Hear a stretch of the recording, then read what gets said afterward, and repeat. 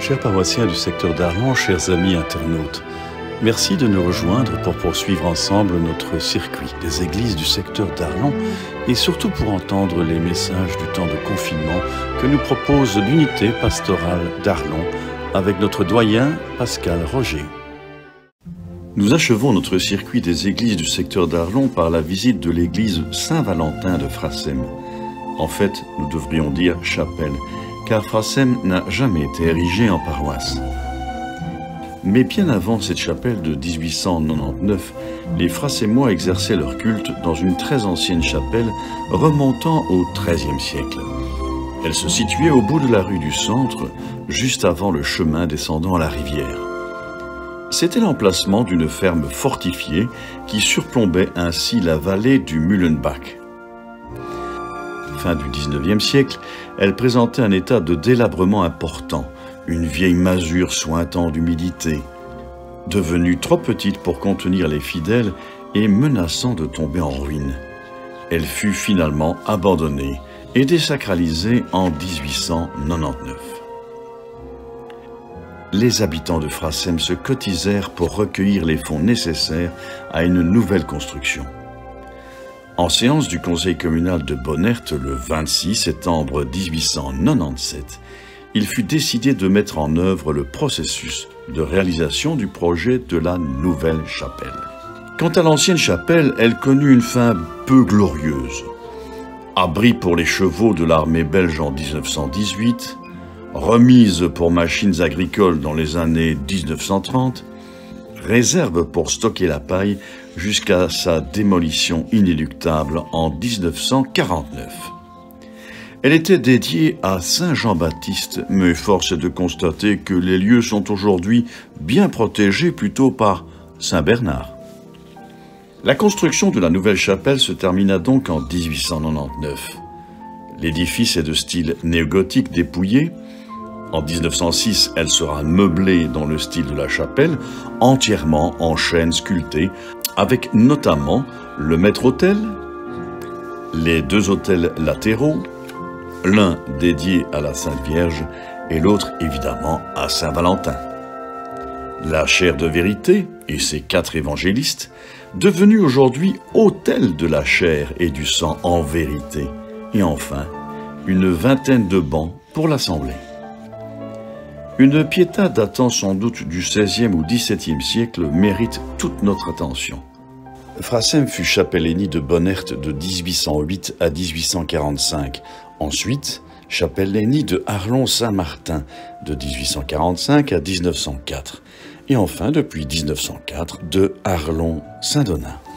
Le tout premier sermon qui fut exprimé dans l'église fut non pas en allemand, comme ce sera le cas jusqu'en 1940, mais bien en flamand par M. Jean-Pierre Zimmer, à l'attention des ouvriers de Gand qui avaient façonné l'autel. Le chemin de croix, lui, est bien inscrit en allemand. Le dernier chapelain résident fut l'abbé Lucien Ellenbecker, de 1957 à 1959, et la maison du chapelain fut désaffectée en 1993. Un personnage historique, Godefroy Kurt, a construit sa maison juste à côté de l'église, comme nous le rappelle cette plaque apposée à l'entrée de la maison voisine. Il a également son nom apposé à celle d'une rue à Arlon. Il a sa statue devant le musée archéologique et il a même son quai à Liège où il fut professeur d'histoire. On lui prête le statut du premier démocrate chrétien en Belgique.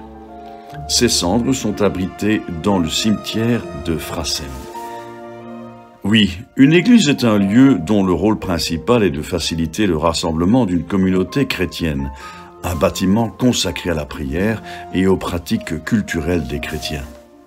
C'est un lieu sacré où l'on solennise de nombreux moments importants de notre vie.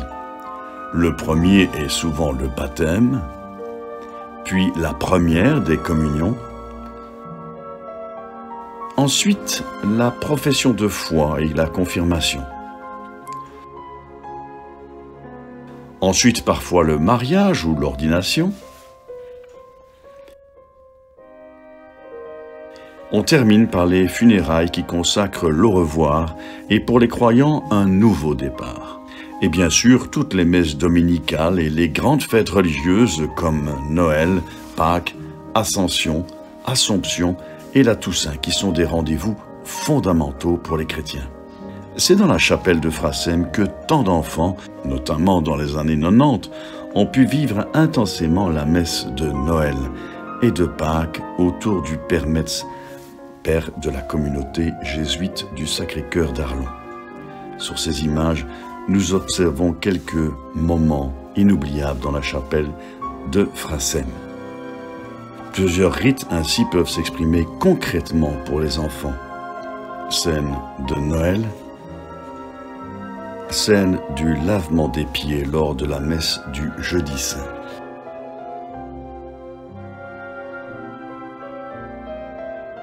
Depuis une dizaine d'années, l'oratoire de Frassem a été conçu pour proposer aux fidèles un espace chaleureux, dans les deux sens du terme, pour les petites assemblées, comme les groupes de prière, les messes du type thésée, les répétitions de la chorale, les messes en direct Facebook, un local pour le catéchisme et tant d'autres affectations. C'est un espace très vivant et très régulièrement occupé. À présent, il est temps de retrouver Monsieur le doyen Pascal Roger qui va nous proposer ce dernier message du temps du confinement dans le cadre de nos visites des églises du secteur d'Arlon. Habitants de Frassem, d'Arlon et d'ailleurs, bonjour. Permettez-moi tout d'abord d'adresser un petit clin d'œil aux amoureux de tous âges. Vous allez dire que je retarde un peu par rapport au calendrier, mais si je me permets ce petit écart, c'est parce que nous nous situons ici dans l'oratoire Saint-Valentin de Frassem, situé dans l'église sous le même patronyme, Saint-Valentin, comme vous le savez, patron des amoureux. Cette semaine, il y avait le Mardi Gras. D'habitude, à Binche, c'est jour de liesse populaire. Dans la capitale mondiale du carnaval, les Gilles sont de sortie et c'est un rendez-vous incontournable pour beaucoup d'amateurs. Et voilà que, pour la première fois, depuis la Seconde Guerre mondiale, le carnaval a été supprimé. Au même titre d'ailleurs que celui d'Arlon, de La Roche ou d'ailleurs encore. Des rassemblements qui ne peuvent pas avoir lieu. Nous avons pu lire également dans la presse que les fêtes du Métrinque, prévues habituellement au mois de mai, étaient déjà annulées, toujours par mesure sanitaire. Et ce type d'information est récurrent depuis mars 2020.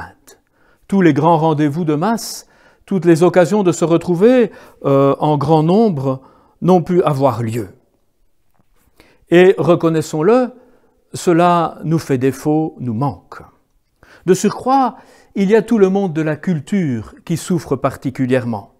D'un côté, les acteurs culturels qui sont dépourvus de leur outil de travail, qui n'ont plus la capacité d'exprimer tout leur art, et d'un autre côté, leur public qui est en attente, qui a besoin de cet apport nécessaire pour grandir en humanité, pour un surcroît d'âme au cœur de la population.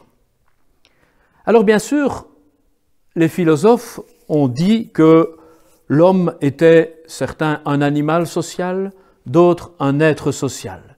C'est dire bien sûr que c'est un être de relation, mais plus encore que c'est une espèce qui vit en groupe, qui vit en société. Alors, c'est toute une dimension de notre vie qui est vraiment éprouvée par le confinement, par les mesures sanitaires. Bien entendu, la première épreuve, c'est de ne pas voir ses proches, tous ceux qui sont proches de nous mais n'appartiennent pas à notre bulle, les grands-parents qui ne voient plus leurs petits-enfants, les étudiants qui doivent choisir entre leur cote et leur habitation, des amis proches qui sont privés de ces rencontres si importantes à l'équilibre habituel, et tant d'autres, à commencer par nos aînés, souvent contraints à la solitude. Tout cela nous manque, c'est vrai, cruellement. Mais les grands rassemblements festifs, les moments où le folklore est en première ligne, la joie d'assister à un concert, la fête du quartier, le repas sympathique en grand nombre, tout cela n'existe plus non plus et nous manque également. Nous sommes des êtres sociaux qui avons besoin de ces rencontres, les rencontres avec notre entourage, mais aussi toutes ces rencontres informelles, ces conversations à bâtons rompus, ces échanges, ces partages, tout cela est précieux et nous ne pouvons plus le vivre pleinement. Les cultes aussi sont en difficulté dans notre royaume, bien entendu, car il fait partie de l'ADN des grandes religions de vivre des temps de rassemblement. Et aujourd'hui, ils ne sont pas possibles, ou en mode tellement mineur que cela devient insignifiant. Et en ce qui concerne le christianisme, on peut dire que se rassembler fait partie même du sens de la vie chrétienne. Si l'on regarde l'agir de Jésus, dès ses premiers pas en Palestine, au début de son ministère public, que fait-il? Il appelle des disciples pour être avec lui, pour marcher avec lui, pour former en quelque sorte un embryon d'église avant la lettre. Et beaucoup de gens se rassemblent autour de lui. Au lendemain de la Pentecôte, lorsque les disciples commencent à sortir et à annoncer l'Évangile, les premières communautés se forment qui, à l'occasion du dimanche, du premier jour de la semaine, jour où l'on fait mémoire de la résurrection de Jésus, se retrouvent pour prier ensemble, écouter l'enseignement des apôtres qui sont porte-parole du message de Jésus, pour vivre quelque chose de la vie fraternelle et bien sûr la fraction du pain qui est le premier nom donné à l'Eucharistie. Ce rassemblement dominical, il existe depuis les premiers pas de la vie chrétienne, depuis les balbutiements de la vie en Église. Ils sont donc fondamentaux. On ne peut pas être chrétien tout seul. Bien entendu, il faut nourrir sa vie spirituelle personnellement. Bien entendu, il faut vivre des temps personnels de prière. Mais il est nécessaire que les chrétiens puissent se rassembler, écouter ensemble l'annonce de la parole de Dieu, vivre ensemble l'Eucharistie, échanger pour faire expérience communautaire. Alors bien entendu, et nous avons raison de le faire, nous avons proposé, faute de mieux, de nous retrouver à travers les ondes, à travers les moyens modernes de communication. Car les cœurs ne s'arrêtent pas au mur et la communion peut traverser toutes les distances. Et donc, il est nécessaire de nous retrouver par le biais de ces moyens modernes-là. Mais cela n'enlèvera jamais l'importance pour une communauté chrétienne de se réunir. Alors, que pouvons-nous espérer?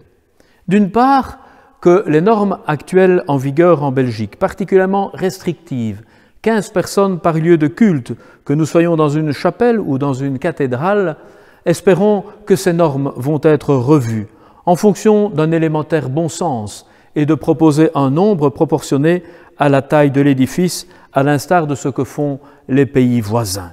Nous pouvons l'espérer à tout le moins pour Pâques. Et d'autre part, nous pouvons aussi attendre que les chrétiens aient profité de ce temps qui leur était donné pour creuser le désir de se retrouver et de célébrer ensemble. Alors, la vie chrétienne sera de nouveau ce moment où nous goûterons ensemble la saveur de nous laisser réunir par le Christ pour découvrir la joie d'être frères expérimentant quelque chose de l'amour offert par le message de Jésus.